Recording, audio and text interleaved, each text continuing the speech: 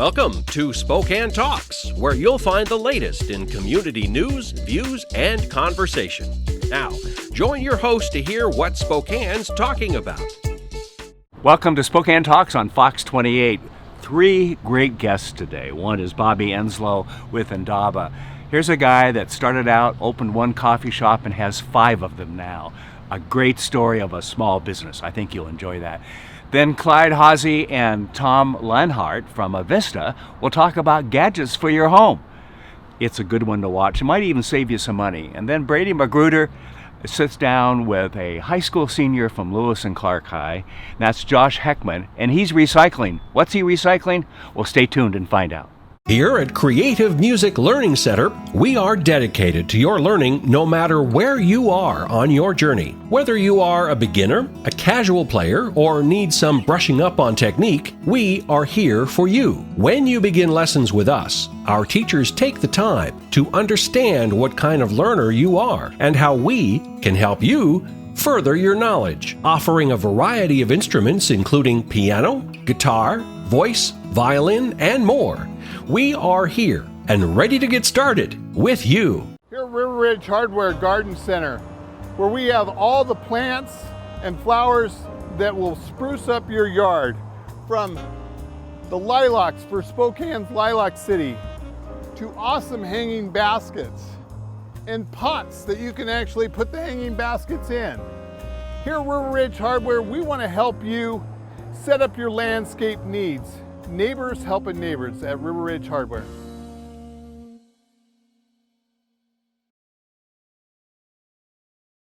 Well, welcome to the Business Talks segment. Kent Adams here, and Bobby Enslow, owner of Indaba Coffee.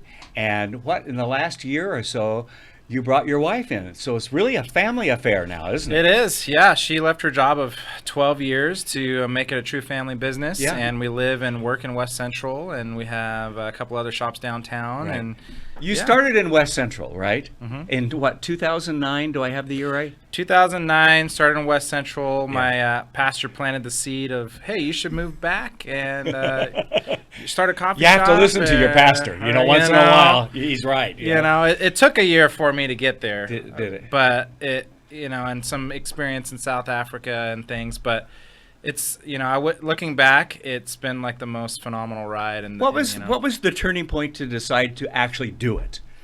You planted the seed. It was a year later, but what finally said, I'm going to do it? I think for me, it was just an opportunity to give back to my hometown. Okay. And seeing how. And really just a shift in my own philosophy of living for others, know? Okay, yes. And, my career path was looking back, was very selfish, yes. know, and it was very like. And what was that? Because. It was, I'm not going to shout out a particular career path being bad, but, right. My but mindset. It wasn't for you. Yeah, my mindset was I want to make as much money as possible. Right. And, I'll give back. Yeah. Right? Yeah.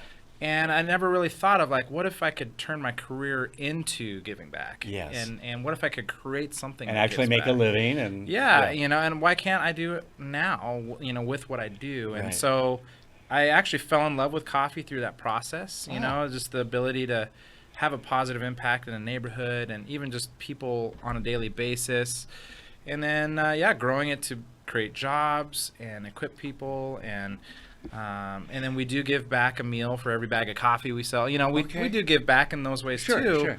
But it's really creating this movement of wanting to see Spokane become a better place. Yeah. You've gone from the one coffee shop to the 5. How many people are you employing now? Now we're around 35 people, Yeah. On average. And are you finding the kind of people you want? Yeah, I think we have a unique process that we put our values out there up front. Right. Here's our core values: love people, love coffee. Right. And it attracts those like-minded people. Right. Okay. And you have that through the whole process. Now we have a whole organization full of people that want to just love on people. That's neat. That's neat, because you can really make a difference when someone comes in having a hectic day like I did yesterday, and actually was at your shop at 1 o'clock, and your people were so fun and friendly and all that, and it just took the stress away. So I appreciate it. We're going to take a quick break, and we'll come back and talk about a little bit more about Indaba after this. Here at River Ridge Hardware Garden Center, where we have all the plants and flowers that will spruce up your yard, from the lilacs for Spokane's Lilac City to awesome hanging baskets and pots that you can actually put the hanging baskets in. Here at River Ridge Hardware, we want to help you set up your landscape needs. Neighbors helping neighbors at River Ridge Hardware.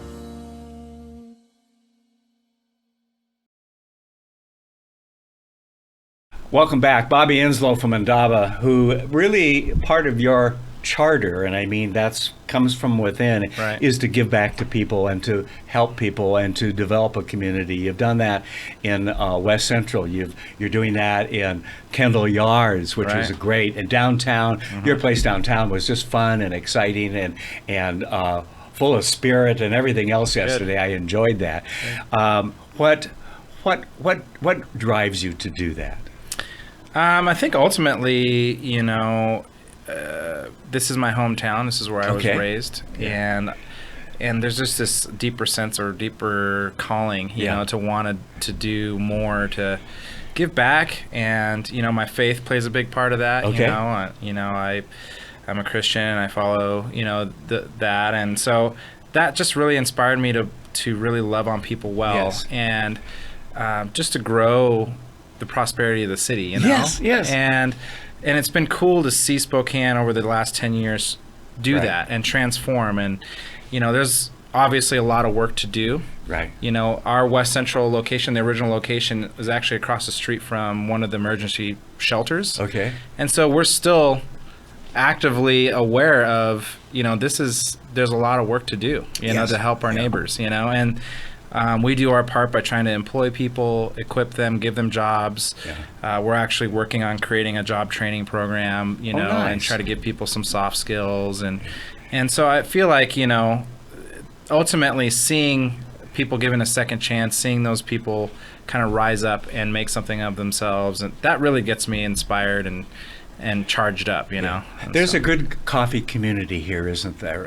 Because you would think, the first thing I would think of you is okay, there's competition out there, Right. But there is that working together as well to raise everyone's boats, if you will, Yeah. and help educate about coffee, right? Yeah, absolutely. The camaraderie around coffee has definitely evolved from like the rat race of the 90s, where everyone's fighting Starbucks or to be the next Starbucks. Yeah.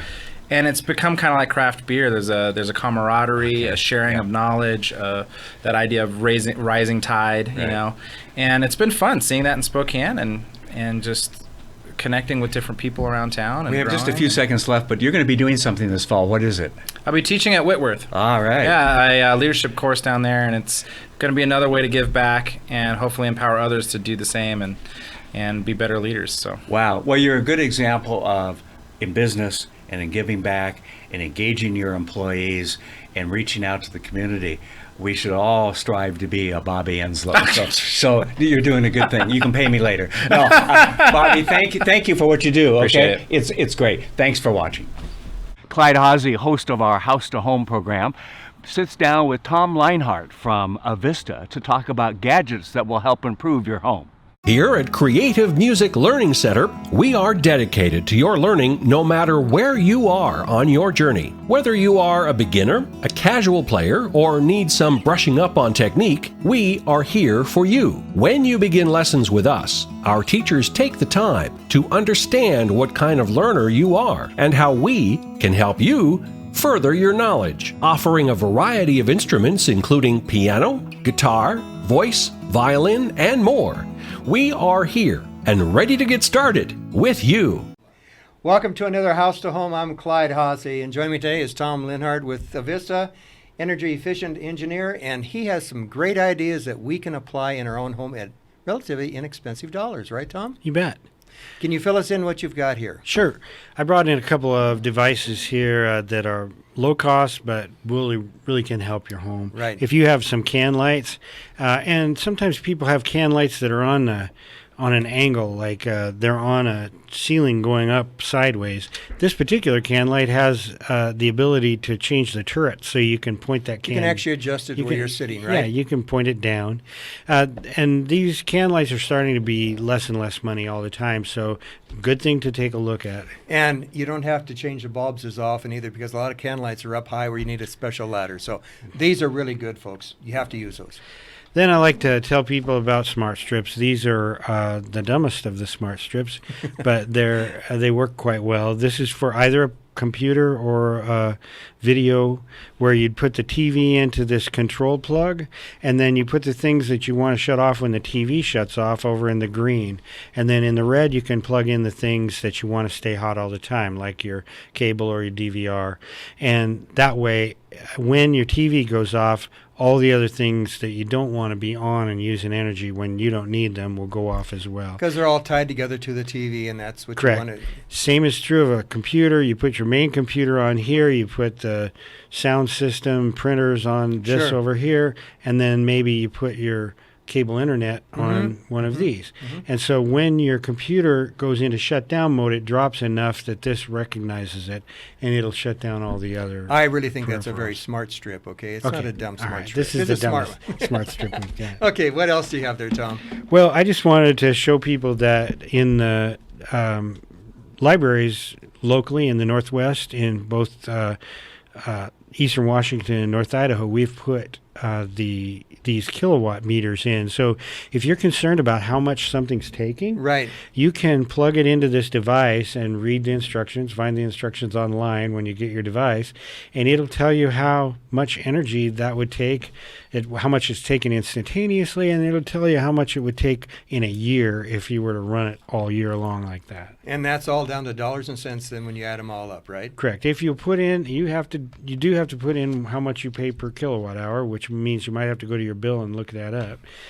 But anyway, that way you'll know. Okay, very good. You just got 1 minute left. What do you want to talk about? I just want to tell you that if you want to know more about residential and even small commercial, because a lot of our smaller businesses really operate a lot like a residence in terms of how the energy is used. We have a energy use and savings guide that's available for you at myavista.com. And so you could come get the digital version of this guide and look through it and see if there's anything that you can do to help yourself. Okay, Tom, we're going to take a quick break. We're going to come back here, folks. Again, Avista has brought a lot of information for us. So come back and join us just in a few minutes here. Here at River Ridge Hardware Garden Center, where we have all the plants and flowers that will spruce up your yard, from the lilacs for Spokane's Lilac City to awesome hanging baskets and pots that you can actually put the hanging baskets in. Here at River Ridge Hardware, we want to help you set up your landscape needs. Neighbors helping neighbors at River Ridge Hardware.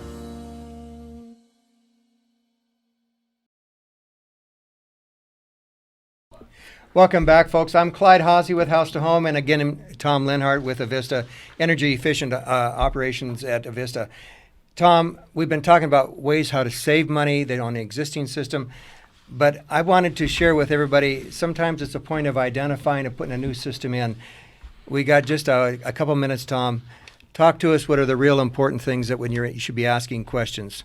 Well, I just want to keep in mind that when you're buying something, whether it's a furnace or a pair of shoes, you should be a good shopper. Right. And so just because something's big and you need it really badly doesn't mean you should take the first one off the truck.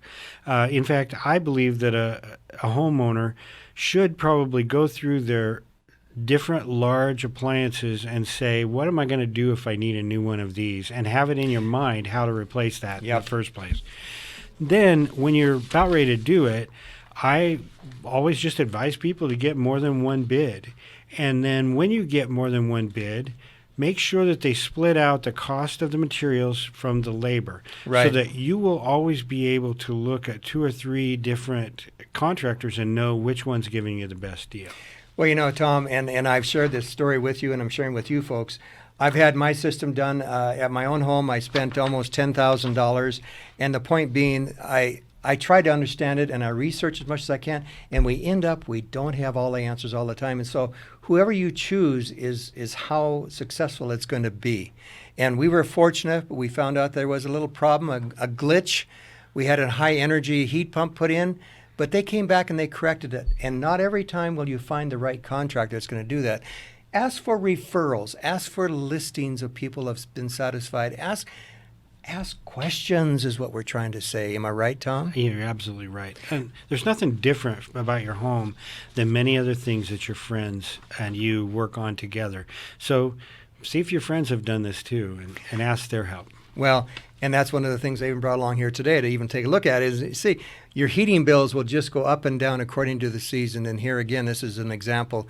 I'm on Inland Power, the same as Avista. They can help you out. They can give you these answers. It'll make you a better buyer at that particular point. So with that being said, Tom, ask questions. Any other words of the wise, shall we say, from Avista? I think that was a really good point, whether it's us, Inland, Kootenai, Clearwater, regardless of where you're sitting when you're hearing this and who your utility company is, you should ask them for help if you think you can get it, because many of them give the same kind of help Avista gives.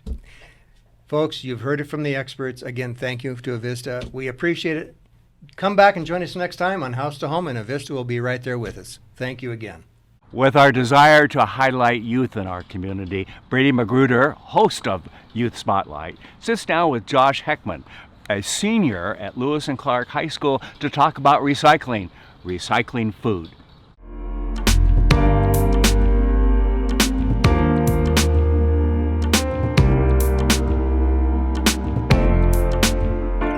Hello everybody, welcome to Spokane Talks. This is Youth Spotlight. I'm here with Josh Hechtman from Lewis and Clark High School. How you doing? Welcome to the show. Good. Thank you for having me. Oh, you're welcome. So you are a senior going into Lewis and Clark High School. Why don't you tell me a little bit about yourself?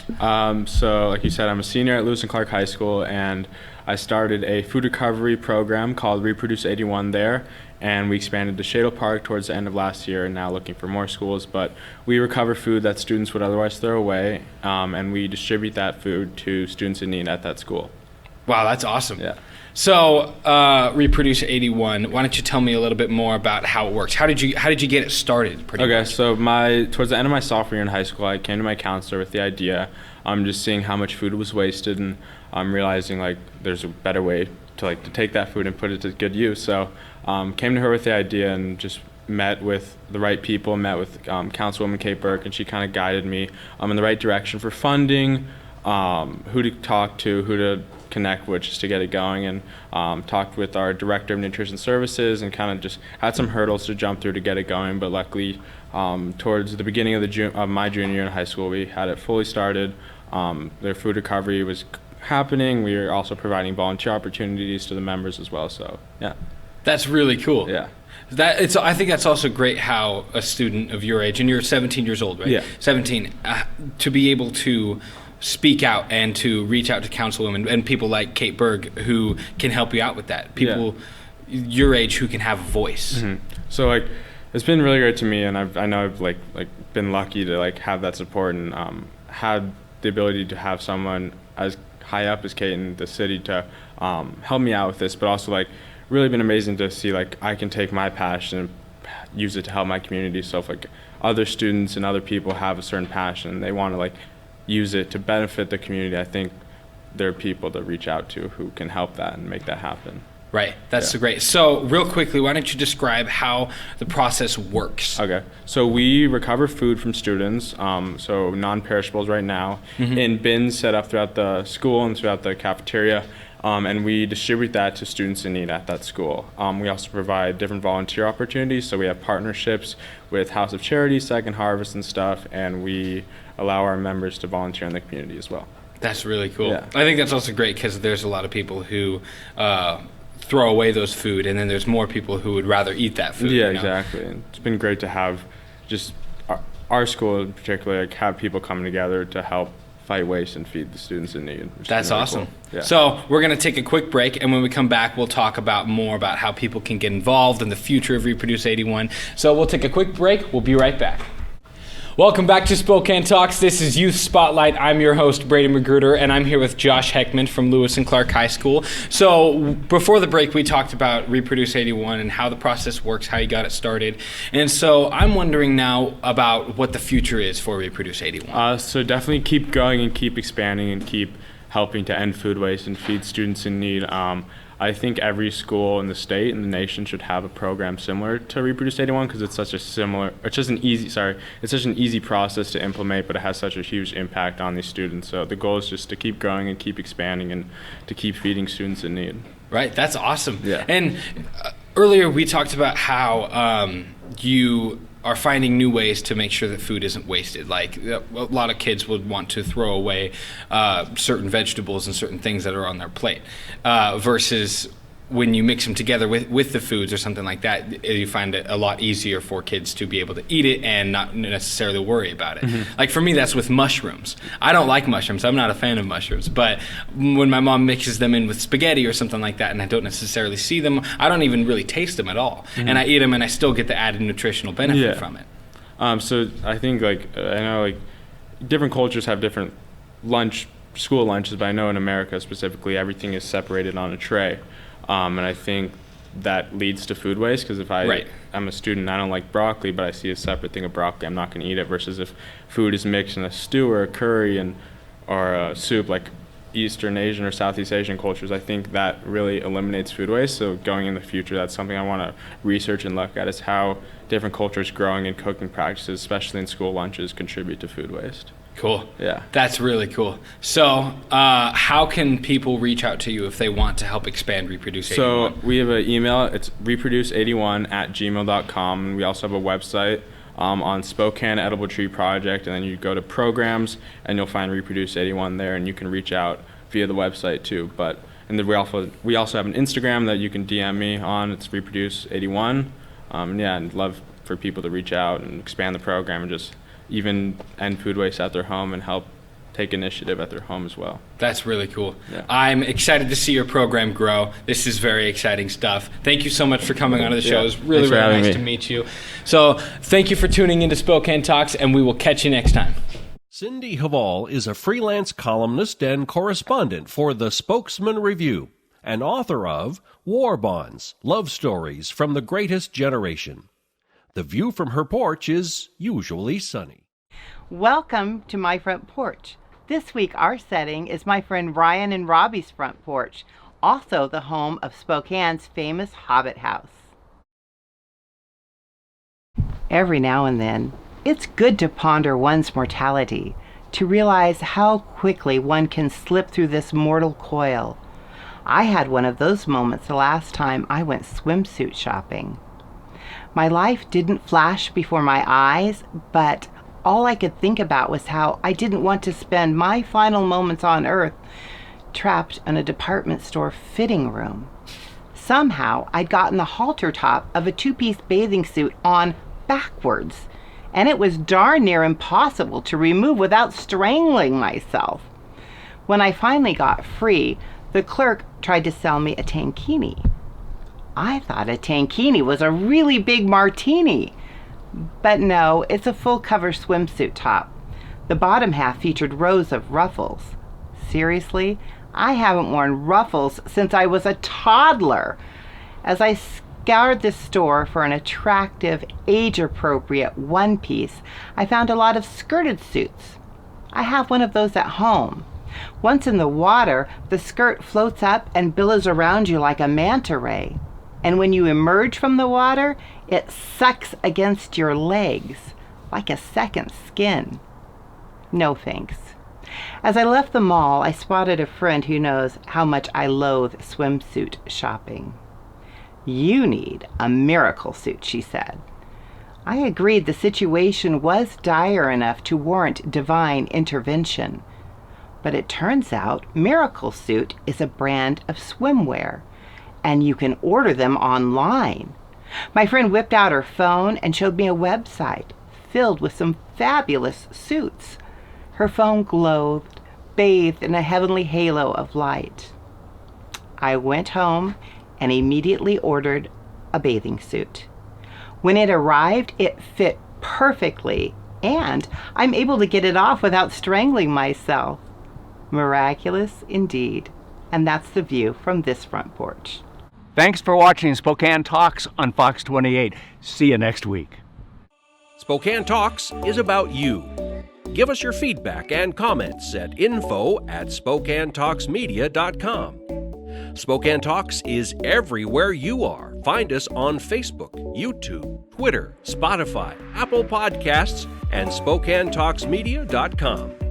Spokane Talks is brought to you in part by Rada Paint and River Ridge Hardware. We'll be back next week with the latest news, views, and conversation. Please join us.